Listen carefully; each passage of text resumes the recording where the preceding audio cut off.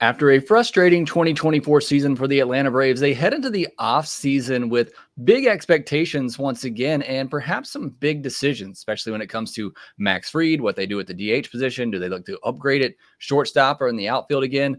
What are they going to do? Well, we're going to cover all of that on today's offseason preview episode of Locked On Braves. And I got Grant McAuley joining me to do that. And we'll get into all of that on today's episode of Locked On Braves. So let's get into it.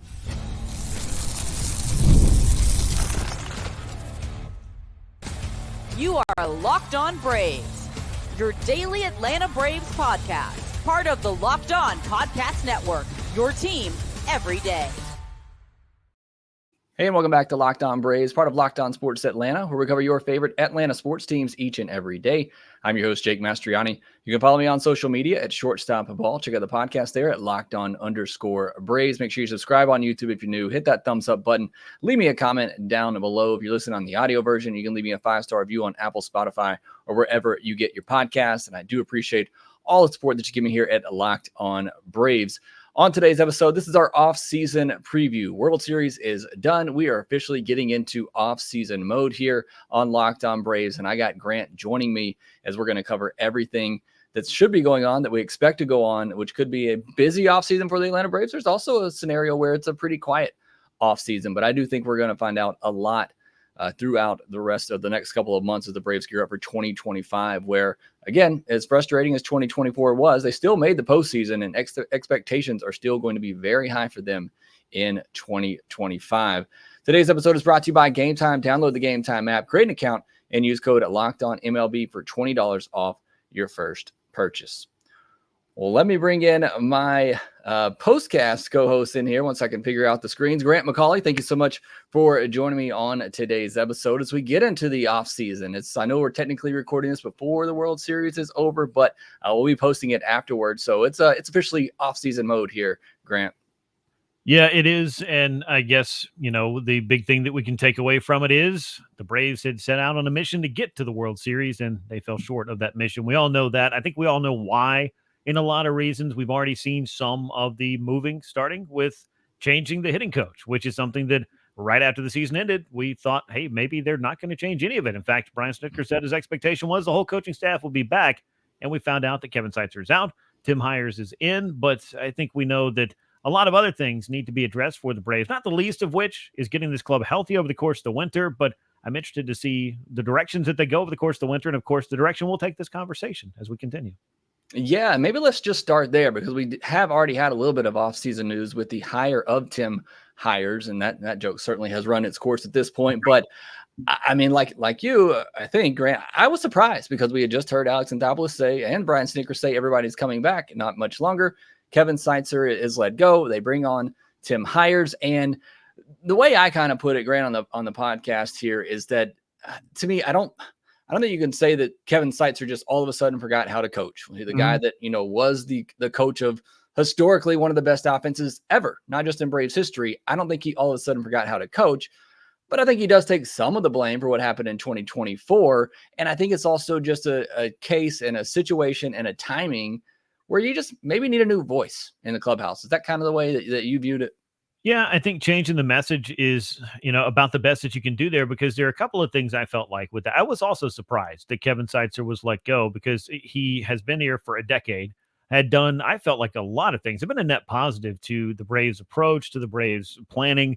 And I know that may not seem like something that someone should be praising him about after the season that we all just sat through. And I'll stipulate this was not a good year for the 2024 Braves. The reasons why I think were multifold. When you start to take away important pieces of the club for long periods of time, including Ronald Acuna Jr. for all but the first couple of months. And he didn't play like Ronald Acuna Jr. was expecting to play either in April or May. And that's many things can be true here. But when you started to take away some of those pieces, I feel like it ratcheted up some of the pressure that other guys were under. And that, I felt like, was one of the prevailing themes of the 2024 season. And somebody has to be responsible for it ultimately.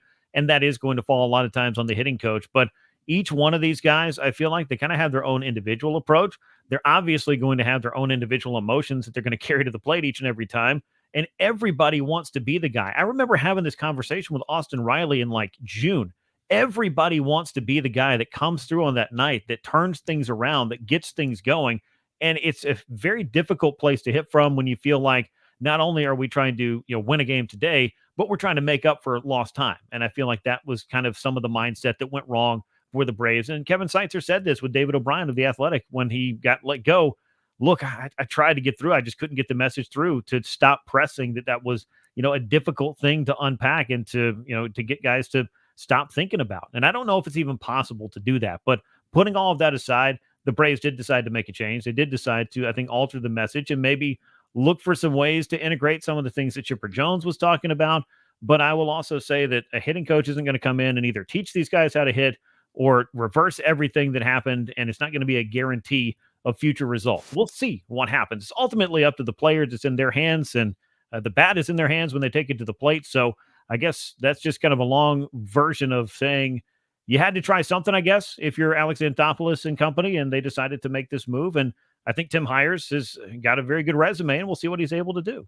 Yeah, I'm excited. I mean, as I've been saying, I'm as excited as you can be about a hitting coach hire because I'm kind of like you, where the players play. Certainly, the coaches have an impact and can, but I think it ultimately comes down to the players. And the one thing I've loved to hear from, and again, it could just be coach speak, is the game planning. That's something that it just felt like it wasn't there a lot this year. For whatever reason, the injuries, what have you. But I love hearing that from Tim Hires, and again, we'll see what he's able to do. But kind of moving forward now, as we get into the offseason, free agency begins. In my mind, Grant, I think one of the biggest storylines, and it's been one of the biggest storylines for 2 years now, is what's going to happen with Max Fried. The Braves have seen Freddie Freeman walk away, and now seeing what he has done, letting Dansby Swanson go. And now here's another big free agent that's been with you for a long time and done a lot for you in Max Fried. I feel like the writing's been on the wall for a while that he's not coming back to Atlanta. So what is the situation with Max Fried? What do you think he ends up going, or where do you think he lands if it's not back with the Braves? It certainly feels that, when you get to this point and you've seen so many guys get locked up, that it almost puts together, I feel like, not a false hope, but just if you don't get that long-term extension, did the team really prioritize having you back? And I guess the answer to that in the case of a couple of these guys could be no, but I feel like Freddie Freeman's a different animal. Dansby Swanson certainly a different, and the market also bears out what these guys can expect to have. So it's not like you can offer, a below market contract, and I mean a well below market contract, and expect guys to leave 60, 70, $80 million on the table. And I say that in regards to Dansby Swanson. And I think that's more true for Max Fried than even for Freddie Freeman, whose situation is unique and is unlike anything we'll probably ever see as far as players departing the Braves, at least for my sanity. I hope we don't see another saga like that for anybody in the not too distant future. But I think Max is going to have a really good market. I think it's only going to take 2-3 really, aggressive suitors to get him into that Carlos Rodon type money. I know some folks look at him and feel like, oh, well, maybe he was a little bit injury prone. In 2023, he was, but I feel like that was kind of the outlier. I know he had to battle through some stuff each and every year, but if you stack Max Fried and his resume and his numbers up against just about any free agent pitcher that's going to be out there this side of Corbin Burns, he's going to command, I think, a pretty hefty paycheck. And I'm just not sure that the Braves are going to get into that $30 million AAV for even a guy like Max Fried that they know really well. I think they're going to try to find a way to take those funds and maybe reposition that into a couple of different moves. And you saw how creative they can get and how creative they have gotten not too long ago with the Chris Sale and Ronaldo Lopez moves. Who's to say the Braves don't have another plan that might just make their rotation what it was this year, plus getting Spencer Strider back is not going to hurt. I just don't know that the Braves are going to be motivated to spend that kind of money on a free agent starting pitcher. I don't either. Alex hasn't shown the willingness to do that, and I think for good reason. And you saw it with the market last year too. I mean, it just collapsed for a Blake Snell and a Jordan Montgomery, and maybe that happens for Max Fried. I don't think so. I think he gets that 5-6 year deal at 27, 28 at least AAV, and if that's the case, I don't think he's an Atlanta Brave anymore.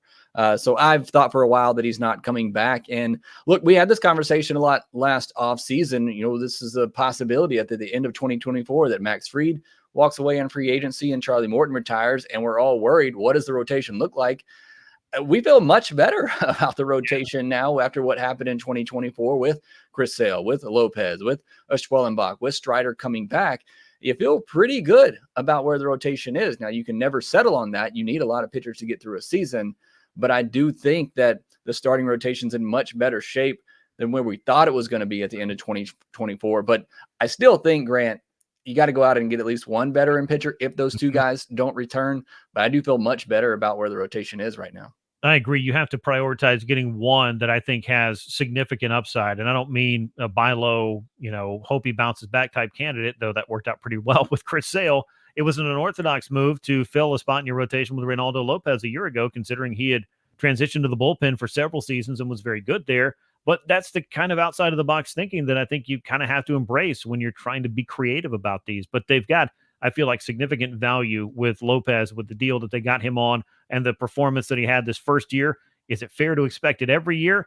I don't know, because year over year in baseball, regression can come for any player at any time. And I think regression might have been one of the words of the year, themes of the year for the 2024 Braves on the offensive side. So you can't necessarily just expect a repeat performance. You have to get Spencer Strider reintegrated into this rotation. I know he's going to be chomping at the bit to do it as soon as he possibly can. But Alex Anthopoulos said with both he and Ronald Acuna Jr., look, we're not going to push him. We're not going to put a timetable on it, especially right now. We're going to figure out what the player needs, and that's how we're going to act. So I would think, based on that language, that they would want to go out and have their rotation full of both quantity and quality, because you very seldom get through the year with just 5 starting pitchers. In fact, if that does happen again, that would be quite the story in and of itself for the Braves. But I feel like they do have to go out and get at least one proven starting pitcher, somebody with some, as I said, significant upside, and then maybe look at getting that veteran who might just end up kind of being that 5th starter when all said and done. And oh,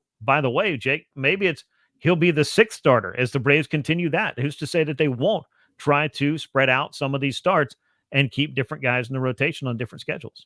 They're going to have to do something to figure out a way to get their starters healthy at the end of the season, as that's been a troubling spot for the Atlanta Braves 3 years in a row now. But I do think if I had one thing that I had to predict this offseason is the Braves are going to get at least one starting pitcher. Again, I don't think it's going to be top of the market, but I do think that they get at least one starter to help what, again, is already a pretty good foundation, a really good foundation for a starting rotation. You mentioned Acuna there. Want to talk about him right after the break. What can we expect? I don't know anybody. I don't think Acuna knows what to expect. Also, the shortstop spot, the DH spot, an outfield situation, a lot more to get into for this Braves offseason. We'll pick up that discussion here next. You shouldn't have to worry when you buy your tickets to your next big event, and you don't when you use Gametime. Gametime is a fast and easy way to buy tickets for all the sports, music, comedy, and theater events near you. With killer last-minute deals, all-in prices, view from your seat, and their best price guarantee, Gametime takes the guesswork out of buying tickets. And Gametime is the only ticketing app that gives you complete peace of mind with your purchase. What I love about it, you get the view right there from your seat. You're not going to get that obstructed view if you're going to Fenway or Wrigley or one of those old stadiums. You know exactly what it's going to look like. You can filter it so you get the all-in prices. You know exactly what you're paying up front. I use the Gametime app whenever I go to a Braves game, and it is super easy to use. Plus, you're going to get that Gametime guarantee. It means you'll get the best price. If you find tickets in the same section and row for less, Gametime will credit you 110% of the difference. Take the guesswork out of buying tickets with Gametime and use code LOCKEDONMLB to get $20 off your first purchase. Terms apply. Again, create an account, redeem code LOCKEDONMLB for $20 off your first purchase. Download Gametime today. Last minute tickets, lowest price guaranteed. All right, Grant, we got a lot still to cover on the episode. Let's touch on Acuna, and really we can roll into the outfield situation. As I kind of said, I don't think anybody knows what to expect from Ron Acuna in 2025. We don't know what type of player he's going to look like, and what he looks like in 2025 might not be the player he's going to look like going forward. It's a unique situation with the knee injuries, but that kind of leads into a DH outfield scenario that the Braves have themselves in, assuming nothing happens, where you have a Jorge Soler who, in my opinion, needs to be a DH only player. You have a Marcell Ozuna who they're going to pick up the $16 million option, who needs to be a DH only player. So how are they going to navigate that? Because Acuna is probably going to need time in that DH spot as well this season to get off his feet and to keep him healthy. So you look at it, you have a full outfield of Michael Harris, Acuna, Jared Kelenic, Laureano, Soler. You got Ozuna in the DH spot. This is assuming that none of all these guys come back, which I don't think is very likely. But what do you think just about that whole dynamic, the DH with Acuna and the outfield situation? I know that's a lot I threw at you there, but kind of give me some of your thoughts on those. Yeah, but I mean, it's a lot of pieces. And Alex Anthopoulos, in talking about this, like right after the season, I think recognizes that we've gotten into this situation a couple of times where you make a plan, you have guys that you like, you want them to be the ones that are out there as much as they can be all season long, and then something happens. Somebody gets hurt, somebody else gets hurt. In the case of this year, where you lost Ronald Acuna Jr., then 2 months without Michael Harris left you so thin that I just don't think he wants to be back in that spot. So I would agree with you. I feel like Jorge Soler is a DH. I think we know that Marcell Ozuna is a DH. I think we can expect Ozuna to most certainly be back, but Soler is an interesting case because I feel like if you brought him, took him through the winter, took him through the spring, and just allowed him to be an outfielder, you'll probably see, I'm not going to say he's going to win a gold glove, but a little bit better prepared Jorge Soler than the guy who hadn't played the field in over a year. It felt like just getting thrown out there in the midst of a stretch run. That wasn't ideal for Soler, but look, a lot of things weren't ideal for the Braves in 2024. They just had to figure out a way to do it. I'd love to figure out a way to get that bat in there, especially if he rebounds and hits the way that he has in Atlanta.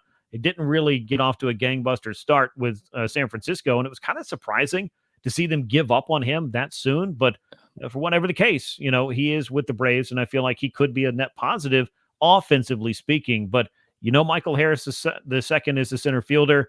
Ronald Acuna Jr., I think, is going to see more time in right field than he would at DH, but maybe the occasional night at DH would help. But if you've got a logjam in the DH spot, maybe you've got to start thinking about, is Jorge Soler just kind of a guy that you could play some in right field on the nights that Ronald Acuna Jr. DHs and maybe make him interchangeable in that regard. And then maybe Soler sees time in left field as well. But then what do you do with Jared Kelenic? So throw Ramon Laureano on the top of all of that, and you've got a bunch of great options. And you're probably got one more than you realistically can either afford to put that much salary into the outfield and that you can afford to find the at-bats for. So it's going to be very interesting to have this kind of logjam. This is the most first world problems for the Braves. But I think the kind of the wild card in all of this is Ronald Acuna Jr. getting back. When exactly will he return? That timetable could inform their decision a little bit, at least on some of this. And if they do happen to go through 2025 with a logjam, maybe in season, they would look to make a move. Maybe around the trade deadline, they would be in the place to sell off one of those assets to get something else they want, or after 2025. But of course, this is the last year for Ozuna under his deal if they pick up that option. So Alex Anthopoulos and his team are going to have to get really, really creative. I know I used that word before. They've done it before, but they've got an awful lot of bodies for realistically 4 spots. They do. And like I said, that's why I think this is one of the more interesting things to watch. And it's a very real possibility that just nothing happens and that you go into next season with all these guys. But I think because you have that surplus there, and like I said, I think it's good surplus that you have. It's just you only have so many spots that you can use these guys. So if you were going to make a deal and try to be creative, as you said, I think this is, a situation where you could do that and maybe move one of these pieces. I think a lot of Braves fans in particular, they look at this roster and look, a lot of the positions are locked up. So if you're going to look at one position where the Braves could potentially upgrade, a lot of people are looking at that shortstop position. And Orlando Arcia is coming off a rough year, especially offensively. He was still very solid in the field, but offensively wasn't very good at all. And that was the case for a lot of Braves players this year. There's no way to deny that. I've also made the case that in a normal year with everybody healthy, we probably aren't focusing as much on Orlando Arcia and his offensive struggles. That said, Grant, if there was one spot on this roster that you could go out and make an upgrade at this offseason, it does seem to be shortstop. No, shortstop's most definitely it. I know that they need to get a starting pitcher, and I think that they will get a starting pitcher, and that's kind of a fait accompli. Like, they recognize that need. But if you wanted to make a change in the upgrading your realm, shortstop is very easily that spot. I'm not as worried about catcher as I feel like some folks are with Sean Murphy's down year. I still think he could normalize, and I'm not saying he's going to be the player that he was in the first half of 2023. I'm not saying a lot of Braves are going to be the player that they were in 2023 as far as the height of their overall powers at the plate, but he's a very capable defender and still a very valuable player. And if you go back over the last, 3-4 years, and according to wins above replacement, among other metrics, Sean Murphy's still one of the better catchers in not only the National League, but all of baseball. He just had a really bad year. So shortstop-wise, you're not tethered to the money there because you only owe Orlando Arcia a couple $1,000,000. He could slide onto your bench. He could play some short for you, some second base, some third base if you needed him to. Wouldn't put him in the outfield because that was kind of a debacle, but you shouldn't need to because we just talked about they've got half a dozen options to figure it out there. I think a trade makes the most sense. I don't see him going, huge into the Willy Adames sweepstakes. I think he's going to get a huge deal, and I'm not necessarily sure that that's going to be the best contract that's signed in the offseason, especially if he gets that Marcus Semien money that some people are suggesting. But I do think they could use an upgrade there, and Alex many times has used the trade route to do that, and I would think that might be the place to look this winter. If he's going to make a splashy move in the trade market, shortstop would be one of those spots, or the spot. I agree. And I don't know who that trade's going to be. I know a lot of people talk about Bo Bichette is on the last year of a deal in 2025 that could be available, that maybe that's a name out there that, seems like a perfect situation for Alex to trade for him and then sign him up to a long-term deal. But I do think if they upgrade shortstop this offseason, it's going to be through a trade. I'm with you. I think Willy Adames, even if he gets Dansby Swanson money, I think that's too much for what I would be willing to pay him. I think if there were a free agent, maybe to look at Ha-Sung Kim might be one who plays a good shortstop and is probably going to come a much cheaper price, but I still think he's going to be pretty sought after, even after ending the year injured. But I do think if something major upgrade wise is going to happen this offseason, I think it's going to be at shortstop. And again, that's no discredit to Orlando Arcia, who has been fine for what the Braves needed him to be. It's just when you had a season like you came off of where the offense was really struggling, and he in particular was really struggling, it stands out a little bit more. But again, if he's batting ninth, playing good defense, I don't think many fans are too upset with him. But it is the one area that you do look at and say there's a potential to make a big upgrade to make this team even better going into 2025. So we'll see what happens there. You touched on the catcher situation. We're on the same page there as well. I'm excited to see Sean Murphy come back next year to hopefully be healthy and see what he can do. I was really excited about him going into 2024. So again, I don't think there's any real worry there. I think you'll just run it back with Sean Murphy. Hopefully he gets an offseason to heal up and get ready to go. Obviously, Travis d'Arnaud looks like he's going to be back with him as well in tow, and that splitting that. We'll see if it is a split or if Murphy gets the bulk of the catching duty. I think he will. That was kind of the plan going into this year. But I'm not as worried about that catcher spot, and I'm not worried about shortstop either. But I do think if you are going to upgrade, that's the spot to do it. All right, we'll take one more break here, come back and talk about the rest of the offseason, what's going to happen, budget, rotation, make some predictions here. We'll do all that next.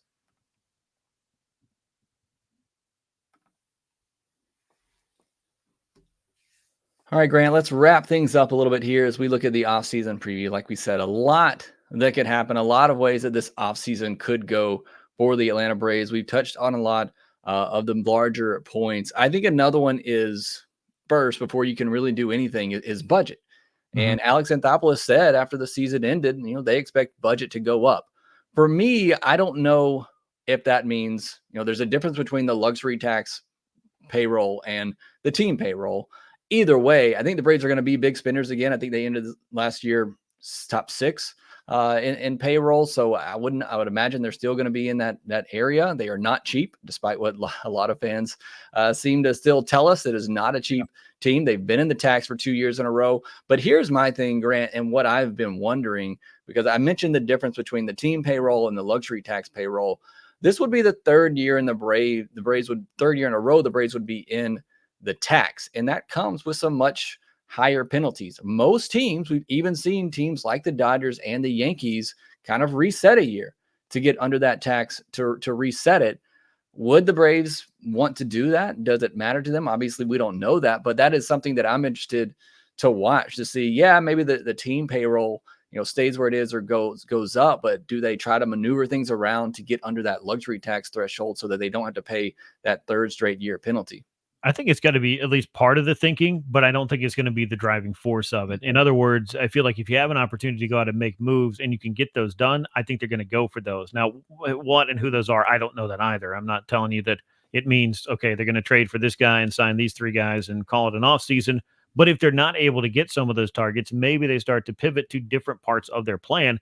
Alex Anthopoulos did say he expects for payroll to go up. It's gone up every year. The Braves, People can hate this all they want to, but of all the things that the Braves are, and as flawed as different moves and mistakes that could be made and the hindsight that we all have, this is not a team that's just being cheap to be cheap. This is not a team that's just, cutting a dime in half to hand you two nickels. It's just not that. That's just not the case.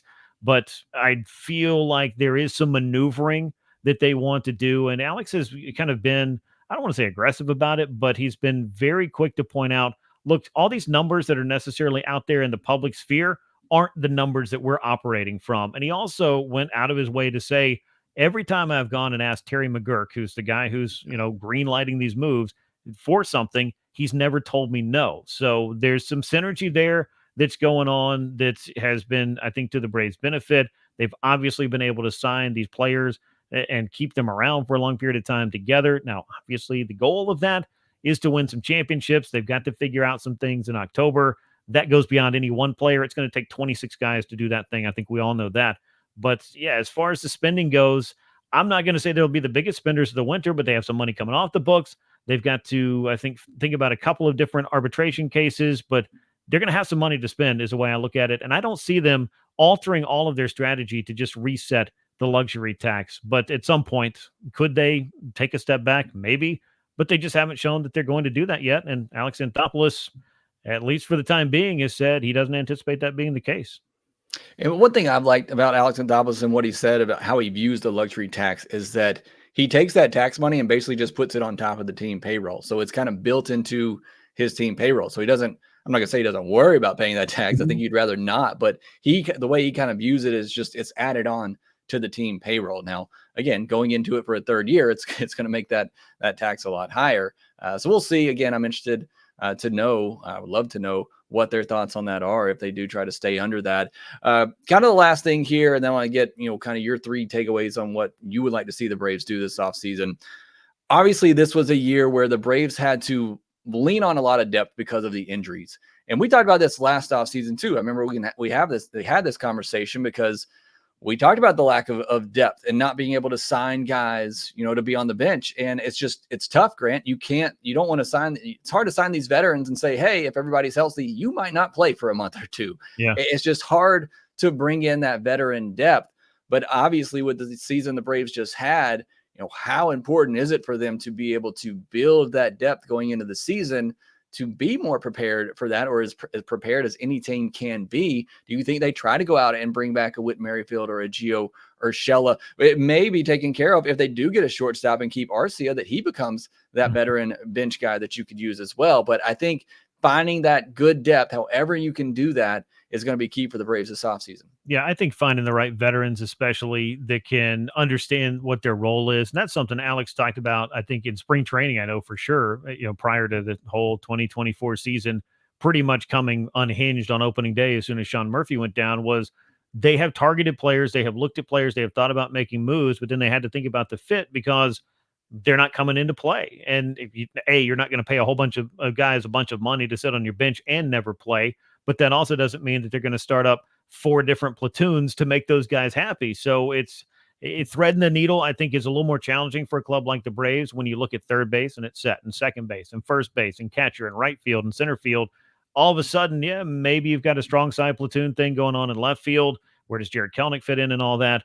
Otherwise, if you want to upgrade shortstop, you obviously can, and I do think that's the place that they could make a splash. But they could use some veterans, try to find the right ones, learn what you can from a year like this. But I'll die on this hill because I think it's one worth dying on if it's not the most obvious statement.